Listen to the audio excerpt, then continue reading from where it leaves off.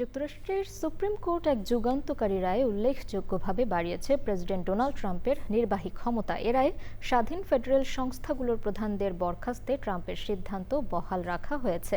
তবে ট্রাম্পের বরখাস্ত করা ফেডারেল রিজার্ভের গভর্নর লিসা কুক আপাতত পদে বহাল থাকছেন। নাজিব বেগের রিপোর্ট।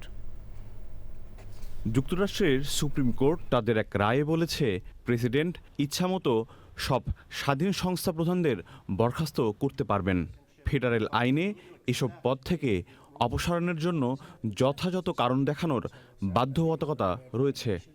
এছাড়া ৯১ বছর আগের এক ঐতিহাসিক রায়ে প্রেসিডেন্টের সেই ক্ষমতা সীমিত করা হলেও এখন সেই সীমাবদ্ধতা আর বহাল থাকছে না। রায়ের পর নিজের সামাজিক যোগাযোগ মাধ্যমে ট্রাম্প লিখেছেন, প্রেসিডেন্টের ক্ষমতা বিষয়ে সবচেয়ে গুরুত্বপূর্ণ রায়গুলোর একটি এটি। তবে ট্রাম্প প্রশাসন কর্তৃক ফেডারেল রিজার্ভের গভর্নর লিসা কুককে পদচ্যুত করার আবেদন প্রত্যাখ্যান করেছে আদালত।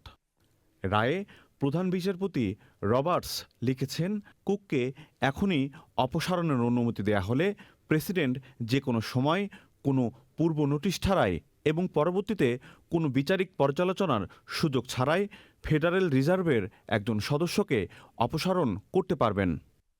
একই দিনে আরেকটি মামলাতেও ধাক্কা খান ট্রাম্প। সেখানে ডাকযোগে পাঠানো ভোট নির্বাচন দিনের ডাকমোহর থাকলে পরে পৌঁছালেও গণনা করা যাবে কিনা এ প্রশ্নে আদালত ট্রাম্পের অবস্থানের বিপক্ষে রায় দেয়। রায়ে যুক্তরাষ্ট্রের সংবিধান উদ্ধৃত করে বিচারক বলেছেন, কংগ্রেস নির্বাচনের সময়, স্থান এবং পদ্ধতি নির্ধারণের ব্যাপক ক্ষমতা অঙ্গরাজ্যগুলোর রয়েছে। ডাকযোগে ভোট জালিয়াতির ঝুঁকি নিয়ে ট্রাম্পের অভিযোগও খারিজ করে দিয়ে আদালত বলেন, এ ধরনের বিষয় গণতান্ত্রিক প্রক্রিয়ার মাধ্যমেই সমাধান হওয়া উচিত। Najib Beg, channel I. New York City mayor Zohran Mamdani বলেছেন, তার রাজনৈতিক দর্শনের সাম্প্রতিক সাফল্য কেবল একটি শহর বা অঙ্গরাজ্যের মধ্যে সীমাবদ্ধ নয়, এটি যুক্তরাষ্ট্রের জাতীয় রাজনীতিতেও প্রভাব ফেলতে পারে। এবিসি নিউজের দিস উইক অনুষ্ঠানে সাংবাদিক জনাথন কার্লকে দেয়া সাক্ষাৎকারে মামদানি বলেন, মানুষের প্রধান উদ্বেগ এখন রাজনীতি নয়, প্রতিদিনের জীবনযাত্রার ব্যয়। I think we are seeing a hunger that is not just felt by New Yorkers, but frankly by Americans from coast to coast for a new kind of politics, one that puts working people at the heart of it. And I think for far too long, what we as a party have been able to say to New Yorkers who are struggling is simply to explain why they're struggling, not actually offer them a vision for how to make life better. It's not just New York City where working people are asking themselves, why can't I afford my rent? Why can't I afford my groceries? Why can't I find enough money in my pocket for childcare? যুক্তরাষ্ট্রের president Donald ট্রাম্পের federal রিজার্ভের governor Lisa কুককে বরখাস্তের সিদ্ধান্ত আটকে দিয়েছে দেশটির supreme court. সোমবার ৫ থেকে ৪ ভোটের রায়ে আদালত জানায়, আইনে নির্ধারিত প্রক্রিয়া অনুসরণ না করায় কুককে এখনই পদচ্যুত করা যাবে না। একই সঙ্গে আদালত স্পষ্ট করেছে, ফেডারেল রিজার্ভের স্বাধীনতা রক্ষা করা যুক্তরাষ্ট্রের আর্থিক ব্যবস্থার জন্য অত্যন্ত গুরুত্বপূর্ণ। প্রধান বিচারপতি জন রবার্টসের লেখা রায়ে বলা হয়, প্রেসিডেন্ট ট্রাম্প লিসা কুককে বরখাস্তের আগে আইন অনুযায়ী আত্মপক্ষ সমর্থনের সুযোগ দেননি, ফলে তার বিরুদ্ধে আনা অভিযোগের জবাব দেওয়ার সাংবিধানিক অধিকার ক্ষুণ্ণ হয়েছে।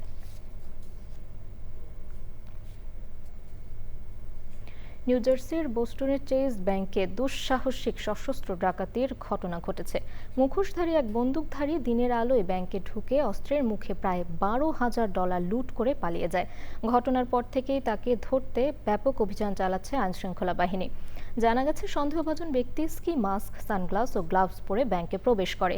হাতে থাকা পিস্তল দিয়ে সে ক্যাশ দাবি করে প্রায় $12,000 নিয়ে দ্রুত পালিয়ে যায়। তদন্তকারীদের তথ্য অনুযায়ী পালানোর জন্য একটি ধূসর বা রূপালী রঙের গাড়ি ব্যবহার করে। সন্দেহভাজনকে শ্বেতাঙ্গ, বয়স আনুমানিক 50-এর ঘরে বলে ধারণা করা হচ্ছে। $1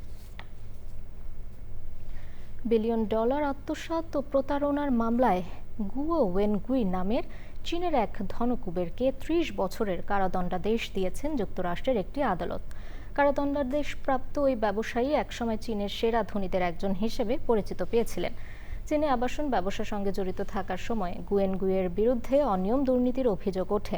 2017 সালে চীন থেকে পালিয়ে যুক্তরাষ্ট্রে যান তিনি। শুরু থেকেই তার বিরুদ্ধে ওঠা অভিযোগগুলো মিথ্যা বলে দাবি করে আসছিলেন ওয়েনগুই। রাজনৈতিক আশ্রয়ে যুক্তরাষ্ট্রে বসবাসের সময় নিজেকে চীন সরকারের একজন কড়া সমালোচক হিসেবে নিজের পরিচয় দেন তিনি। সে সময় অনলাইনে একনিষ্ঠ কিছু অনুসারীও পেয়ে যান ওই ধনকুবের। কিন্তু পরবর্তীতে তার বিরুদ্ধে চাঁদাবাজি, প্রতারণা, অর্থ আত্মসাৎ এবং পাচারের নানা অভিযোগ ওঠে। মামলায় দোষী সাব্যস্ত হওয়ায় ওয়েন গুইকে ৩০ বছরের কারাদণ্ডাদেশ দেন নিউ ইয়র্কের একটি আদালত। বাংলাদেশ জাতীয় ফুটবল দলের অধিনায়ক জামাল ভূঁইয়াকে নিয়ে মিট অ্যান্ড গ্রিটের আয়োজন করেছে গ্লেমপ্লিফাই নামে একটি সোশ্যাল মিডিয়া পেজ। নিউ ইয়র্কে এক অনুষ্ঠানে বাংলাদেশের ফুটবলের উন্নয়নে প্রবাসীদের এগিয়ে আসার আহ্বান জানান আয়োজকরা।